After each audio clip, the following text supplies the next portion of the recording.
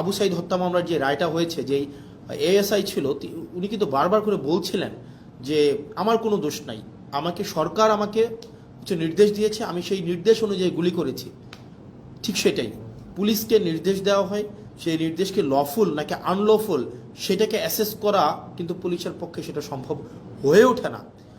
তো আমাদের যে পুলিশটা গড়ে উঠেছে, এই পুলিশ সম্পর্কে আমাদের যে ধারণা, সেই ধারণাটা কি? সে পুলিশ হচ্ছে খারাপ, পুলিশ ঘুষ খায়, পুলিশ হচ্ছে দুর্নীতিগ্রস্ত, পুলিশ হচ্ছে চাঁদাবাজ, পুলিশের জমি দখল করে, মানুষের সম্পদ দখল করে বাসা থেকে উঠাই নিয়ে যায়। অর্থাৎ জনগণ এবং পুলিশের সম্পর্কটা এরকম বিরোধের একটা সম্পর্ক। জনগণের বিরুদ্ধে পুলিশের যে একটা চিত্র আবহমান কাল থেকে প্রতিষ্ঠিত করা হয়েছে, এটা আসলে রাষ্ট্রের জন্য কোনো সুখকর নয়। পুলিশ কিন্তু জনগণের বিরুদ্ধে থাকার কথা ছিল না।